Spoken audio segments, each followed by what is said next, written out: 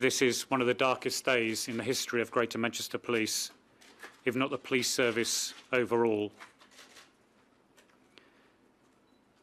because we have lost two deeply loved and valued colleagues, because they are part of our team. Policing is very much a family. These were two officers going about their normal duty. Like all officers, they went to a variety of incidents not knowing what it was that they would face. Clearly, the police service is not perfect. We know there have been a number of high-profile incidents. But below that, day in, day out, police officers go about their duty, go into dangerous situations, unexpected situations, show great bravery, great courage, and are with people at the very worst moments in their lives. And this is exactly what these two officers were doing. Breaking news for you this hour. Two unarmed female police officers have been killed in a shooting in Manchester. A witness says 13 shots were fired as police went to arrest Dale Cregan in the Thameside area of the city. In a statement, Assistant Chief Constable Gary Shewan said, "A long and dark shadow has been cast across Greater Manchester, and my thoughts are with the officers' family, friends and colleagues. We will be doing everything we can to support them over the coming days and weeks." Live to the scene in Thameside in Manchester, Nick Martin there for us. Nick, what can you tell us?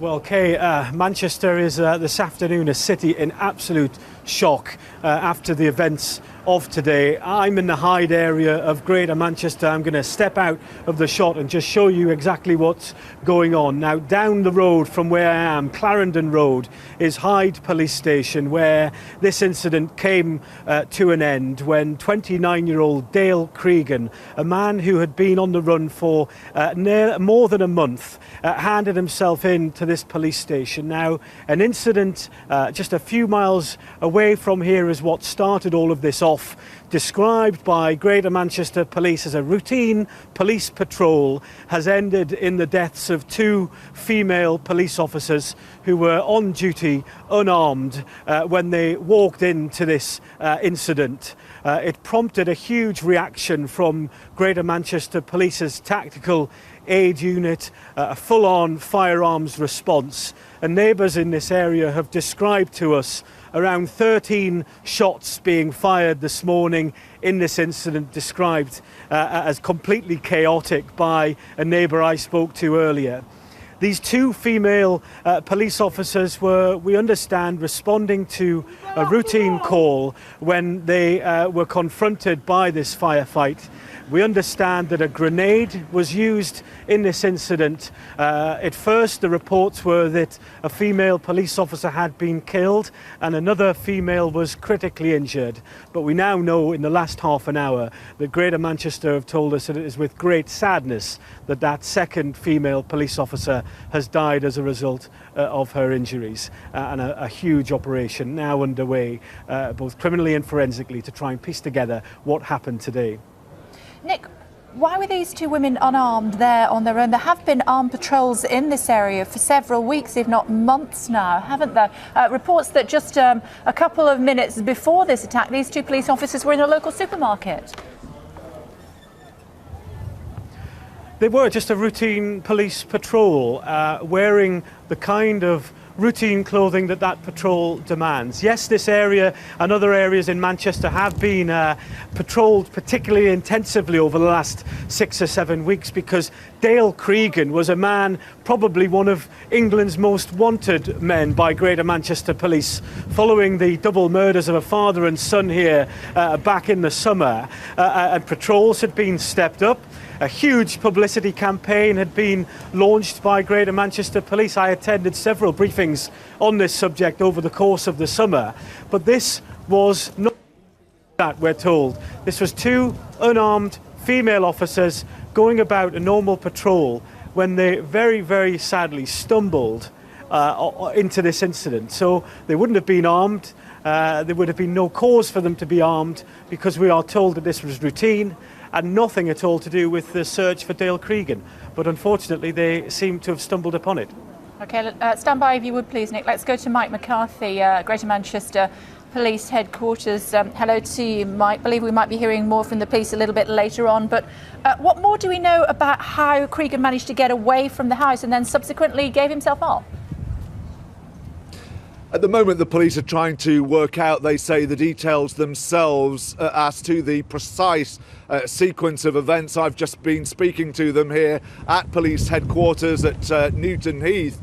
They have confirmed that the two female police officers were responding to a routine incident. They say that they would simply not have sent unarmed police officers into a situation where they thought Dale Cregan might be present. As you've just been hearing there from Nick, Dale Cregan was very much on the wanted list as far as Greater Manchester Police are concerned. He's now being questioned on suspicion of the murder of 4 individuals, including those 2 female police officers.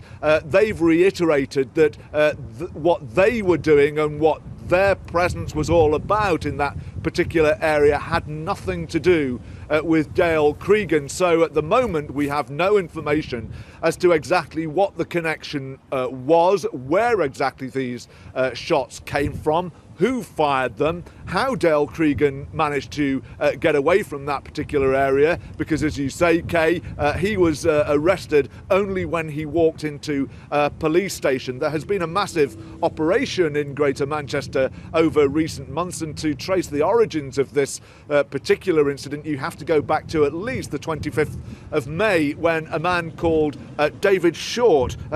Mark Short was shot dead in an incident in a pub called the Cotton Tree in Droylsden in Greater Manchester.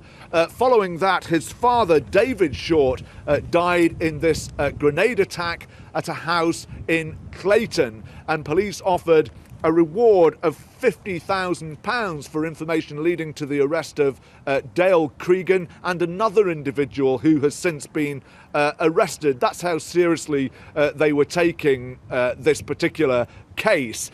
So at the moment we don't know exactly why those 2 unarmed officers were there, but police are indicating that there will be a further statement or a further news conference at some stage later this afternoon. This is the estate where 2 young policewomen went to investigate reports of a burglary yesterday and were met with gunfire and a grenade. Fiona Bone was 32 and had been planning her wedding. 23-year-old Nicola Hughes was described as a great bobby, always smiling.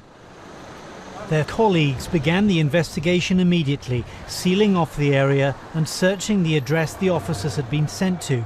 Police said 2 people from the house were being questioned, and soon after a man was driven away from a local police station where he'd handed himself in.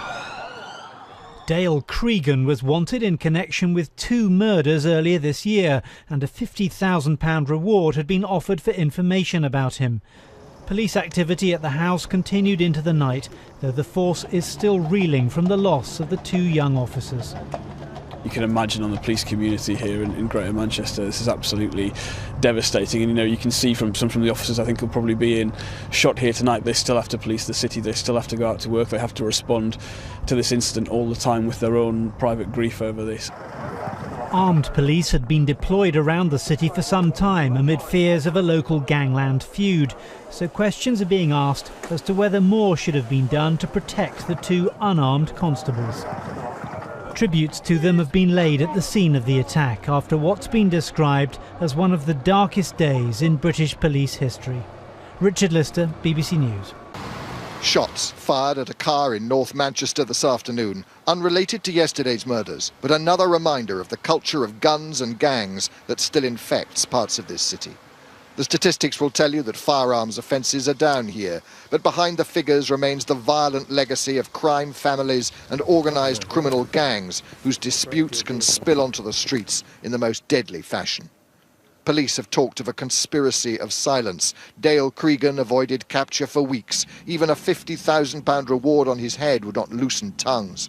In the end, he gave himself up. Hey, possibly because they're scared and they don't. I know it sounds silly, but no one likes the grass to that, really.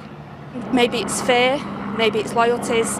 If it's loyalties, then they've got bad loyalties.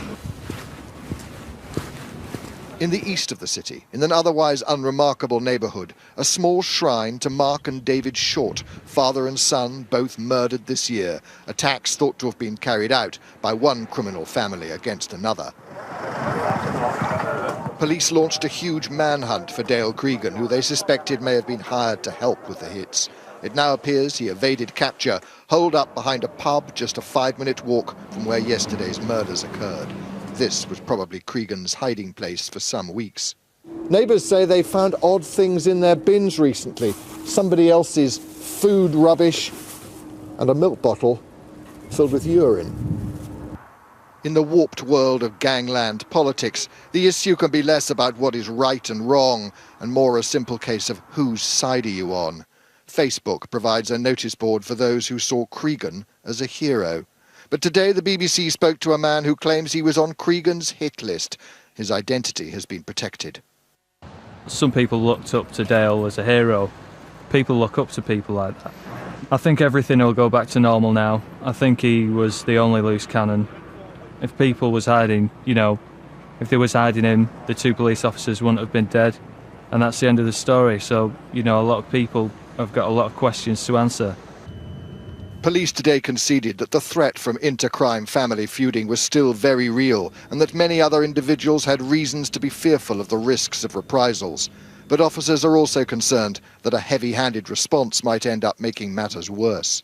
So a key question for the police is how you attack the cancer of gangland culture without damaging the very communities the police are trying to serve. Police say they've had significant success in closing down both low-level local crews involved in drug dealing and some of the organised criminal enterprises operating in Manchester.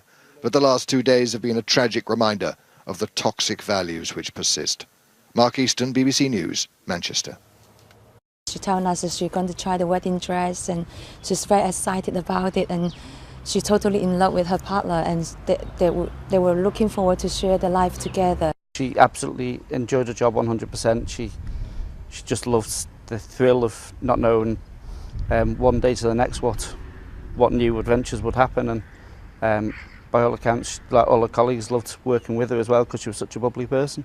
She was finding the work she was doing really interesting and challenging, but and yeah, she was really looking forward to getting married, and she was very settled down, very She just seemed happier than I've seen her for a long time. Great courage and are with people at the very worst moments in their lives. And this is exactly what these 2 officers were doing. Breaking news for you this hour. 2 unarmed female police officers have been killed in a shooting in Manchester. A witness says 13 shots were fired as police went to arrest Dale Cregan in the Thameside area of the city. In a statement, Assistant Chief Constable Gary Shewan said, "A long and dark shadow has been cast across Greater Manchester, and my thoughts are with the officers' family, friends and colleagues. We will be doing everything we can to support them over the coming days and weeks." Live to the scene in Thameside in Manchester, Nick Martin there for us. Nick, what can you tell us? Well, Kay, Manchester is this afternoon a city in absolute shock after the events of today. I'm in the Hyde area of Greater Manchester. I'm going to step out of the shot and just show you exactly what's going on. Now, down the road from where I am, Clarendon Road, is Hyde Police Station, where this incident came to an end when 29-year-old Dale Cregan, a man who had been on the run for more than a month, handed himself in to this police station. Now, they went to a variety of incidents not knowing what it was that they would face. Clearly the police service is not perfect. We know there have been a number of high-profile incidents. But below that, day in, day out, police officers go about their duty, go into dangerous situations, unexpected situations, show great bravery. This is one of the darkest days in the history of Greater Manchester Police, if not the police service overall. Because we have lost 2 deeply loved and valued colleagues, because they are part of our team. Policing is very much a family. These were 2 officers going about their normal duty. Like all officers,